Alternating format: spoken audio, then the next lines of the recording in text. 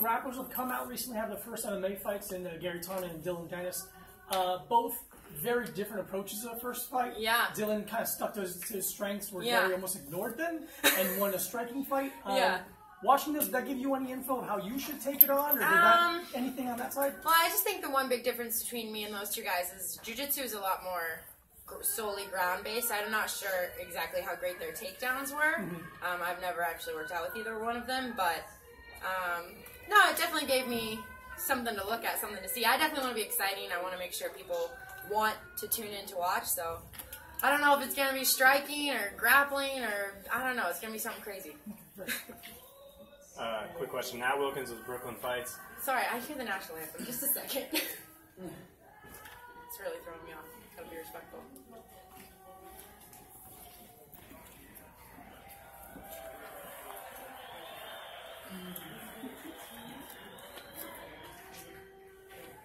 Of the free and the home of the... I feel like I'm back on top of the podium now. Okay, sorry, what was that? All right, so your presence here tonight obviously signifies something in PFL's intent with women.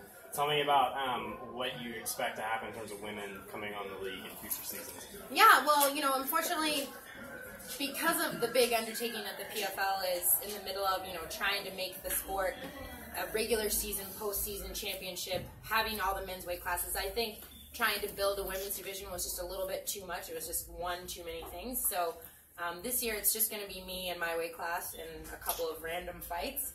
But I fully expect by next year they're going to have a women's weight class and we're going to have $1 million to fight for. How do you feel about, more broadly, women's opportunities in MMA, say, compared to other combat sports like boxing, for example? Oh, I think it's amazing. I think women's MMA is probably the fastest growing sport in the world right now. I'm not sure MMA in general is one of the fastest growing sports, but especially for women. Girls are, every day, young girls are waking up and realizing they don't want to play with Barbie dolls, they want to learn how to kick things. So I think it's awesome. Right on. Thank you. When do you think you will make your debut? I fight June 21st in Chicago for PFL 2. And you're not going to be part of, it's not going to be part of any season? Well, it's going to be during this season, but just not in the tournament format. So I'm just going to be fighting random. Yeah. chicks. Are you concerned at all? Because, the women's featherweight division, for example, in the UFC has been hard to build, as well as in other, promotions as well. Is there any concerns of perhaps, I think if you build it, they will come, I think it's unfortunate that women's MMA is much further behind than the men's. They've got quite a jump on us in terms of how long they've been around, but I think you just got to give it a matter of time. Listen, I know probably 50 judo girls who weigh about the same as me who would be killers in MMA, so bring the money, bring some spotlight, give it some time, and it'll be there. Kayla, Xavier Porter, BrooklynFights.com. Can you share what goes through your mind with the preparation for your upcoming fight? What goes through my mind? Oh, well, about, 30,000 things throughout the day. Am I eating enough? Am I sleeping enough? Am I rested? Should I be training more? Should I be training less? How am I going to do? What's it feel like to get punched in the face for real? A million different things, but really, I'm fortunate that I've competed at the highest level of sport. I've had that pressure. I've had the pressure of winning an Olympics and then going back to defend it. So, I practice a lot of positivity, positive thinking, motivational thoughts. Every night I picture myself, going out and beating the crap out of Brittany Elkin. I'm just taking it one day at a time, one practice at a time, 1 minute at a time. Just trying to enjoy the journey. But I am a psychopath, so. Kayla, Keith Sean, the MMA Takeover. You already mentioned that you're an Olympic gold medalist, two-time Olympic gold medalist, That's only right. one in American history for females. You've already risen to the highest level in a sport. I mean, you're a hero to so many people, young girls. Thank you. A lot of times when someone reaches the highest level, they call it a day, or they become a coach, or they open up their own judo studio. Why do you want to fight?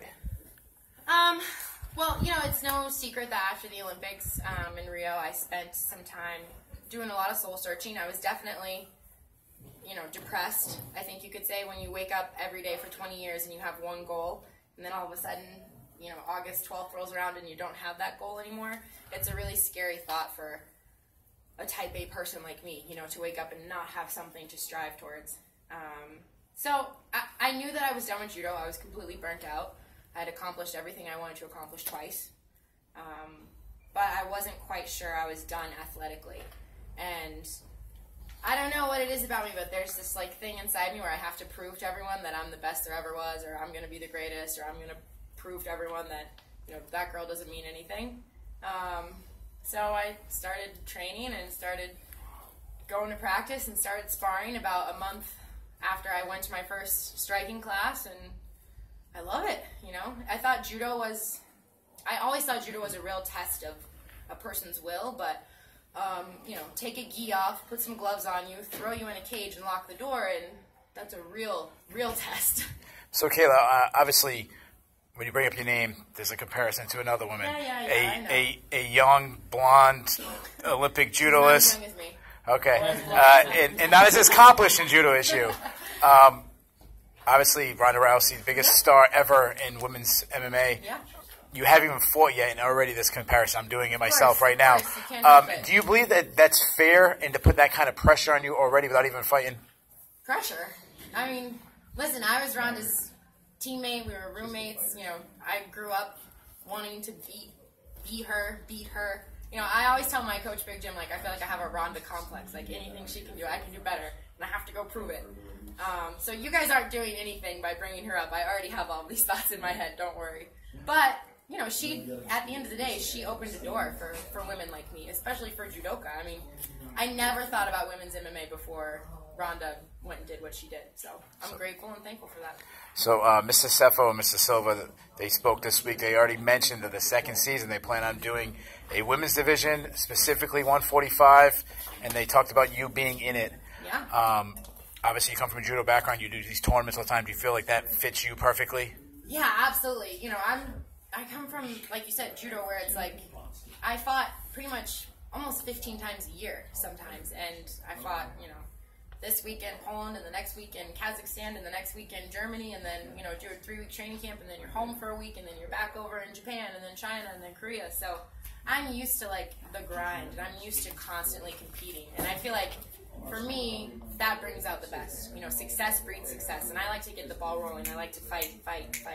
So I'm excited for it. I think it's going to be better for me personally, but also just for fighters. You get to choose your own destiny. It's not about how much trash you talk. It's not about, how pretty you are. It's not about who is... That's it's me. That's awesome. Thanks. Yeah, it's... The fighters get to make their own destiny, so what's not to love about that? When you signed, which originally was the World Series Fighting, now PFL, obviously there's other organizations, big organizations. Why did you decide to go with the PFL? At the time, it was November of 2016, so we're just a couple months out of the Olympics. I'm still not entirely sure if MMA is what I wanted to do. I hadn't even started striking yet. And at the time, WSOF really said to me, listen, we're going to give you 2 contracts. If you want to fight, that's great. We'll support that. But if you don't, here, why don't you come commentate for us? Why don't you be a brand ambassador? Why don't you get into the fight world and see if you like it? And we'll support you, and we'll see how you feel about that. So they took a leap of faith. They didn't know if I was going to say, screw that other contract, I'm never going to fight, or yes, this is what I want to do. And they were willing to work with me. Some of the other big organizations that I talked to want to just say, no, this is what you're going to do, and you're going to do it by the end of the year, or you're going to do it by, February. And I was like, it's not realistic. So I'm really glad that I signed with WSOF, now PFL. I feel like it's the right place for me. And all that other stuff you talked about, commentating, interviews, all that, are you still going to be able to do that stuff, or just strictly fighting? Yeah, well, I mean, obviously they haven't had a fight since November of last year because they've been reorganizing as the PFL, so I haven't done any commentating. But once my fight in Chicago is over, I'm going to do a couple shows with them as a commentator and, yeah, keep getting my feet wet there. You mentioned that you sort of had a Ronda Rousey complex, in the judo world, and you're very competitive about that. Is that something that translates into MMA? Are you trying to perhaps surpass her achievements or get? To at this point in my life, it has nothing to do with Ronda. I want to be the best at everything I do. It has. When I was 16, did I want my coaches to pay attention to me because they were all watching Ronda? Yeah, but now I'm grown up and I got my own shiny gold medals, and I don't need to prove anything to anyone but myself, and I want to be one of the best MMA fighters there ever was. I want people to talk about me forever. Yeah, and you just mentioned that sort of after your judo career, you were a bit depressed because there was nothing else for you. Has MMA relieved that? Absolutely. Depression? Yeah, absolutely. I think, again, it's just like that. My type of personality, having a goal, having something to look forward to, having a purpose every day when I wake up is, it's important for me. And I have other outlets. It's not just fighting. I wrote a book and I have a foundation, and there's a lot of things that I do outside of fighting, but I just wasn't ready to be done with my athletic career. I feel like I still have something left in the tank. How much do you think you have left? How many years in the sport? I don't want to put a number on it. Let's knock on wood. Hopefully a long time, but I don't know. I told you my goal is to be the best. So when I achieve that, then maybe I'll say, okay, I'm done with fighting. What would you consider, aside from winning your first fight, what would be a success for you to come out of that fight besides a victory? I don't know. I guess I just want to get the world buzzing. There's a new kid in town, new kid on the block. Do you feel there's a need? It's Olympic pressure, gold medal. That's a whole separate world. But now you're kind of going to be sort of the face of the woman, the person who's going to take a women's division of PFL. Yeah. Is there a burden there for you on that? Is it compare? How would it even compare to? Yeah, I mean, there's a little bit of pressure. Everyone's talking about, obviously, am I going to be the next big thing, or I have 2 Olympic gold medals. What does this mean? So there's a little bit of pressure, but it's nothing compared to what I put on myself internally. I'm my biggest critic. I'm my biggest pressure. So I don't really think about all of that outside noise. I just try to focus on being the best Kayla I can be.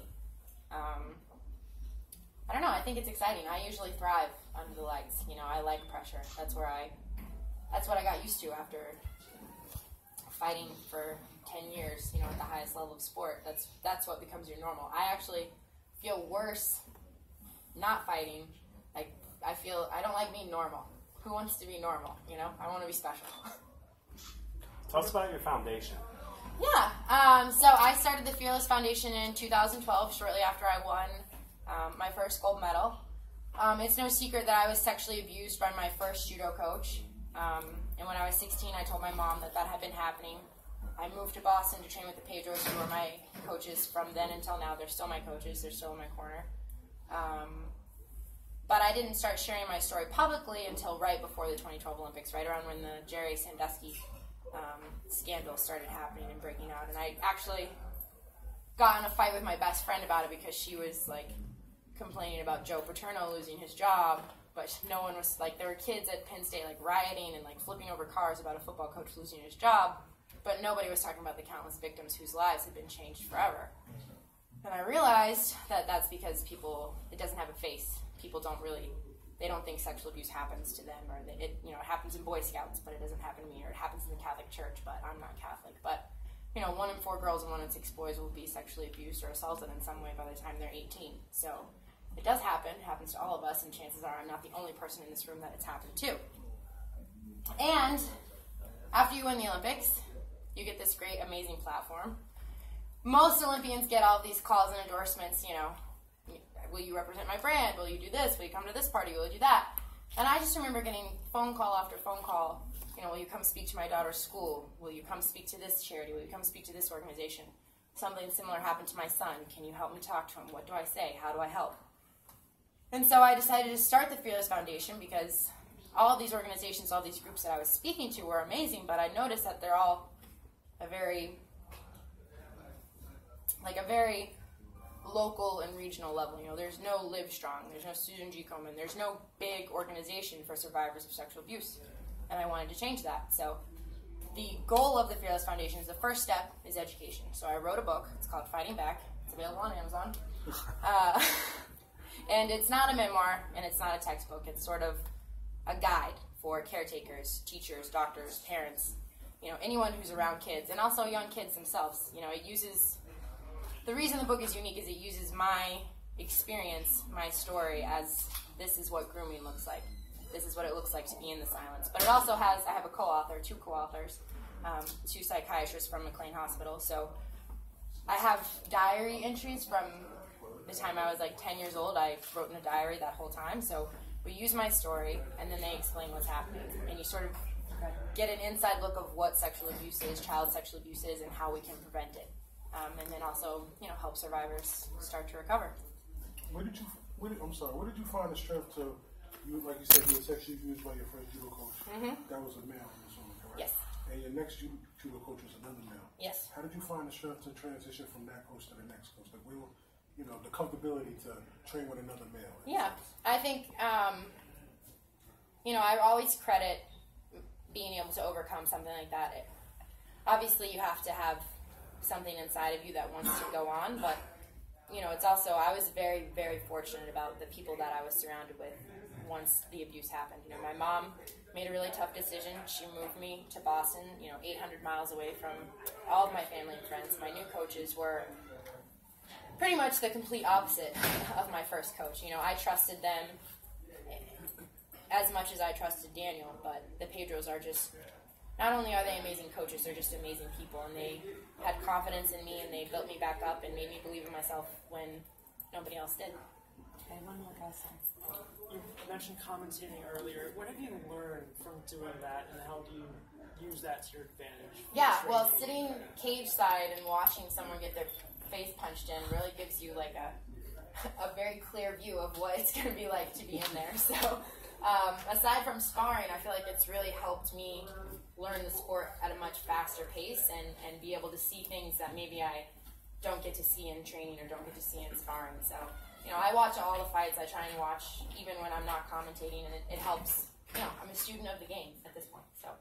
Okay, sorry, this will be the last one. And lastly, this weekend there's a pretty important fight going on in the women's featherweight division. Yeah. Holly Holm versus Megan Anderson. Yeah. Who do you have in that fight, and how do you see it? I'm not gonna pick anyone. I don't know. I'm just excited to watch. I don't have favorites. I don't care who wins, but it's every time those girls step in the cage, you best believe I'm watching and I'm studying and I'm waiting for my moment. Hey, to piggyback off that, teammate Colby Covington, very controversial. How do you feel about him? Listen, I mean... We got to get good views, At the gym, he's a really nice guy, and I actually am surprised by... I didn't know him before I went to HET, so... And I don't really know him that well now, but he's been nothing but nice to me, so I can't say anything bad. Do I agree with some of the things he says? Absolutely not. I think he's insane. But fighters, when you don't control your destiny, sometimes you have to do crazy things to make the boss pay attention to you. So sure. I think it's unfortunate. I don't think it's necessarily who he is as a person, but if you want to feed your family or get paid, sometimes you got to be the asshole. Thank you. Thanks. Thanks, guys.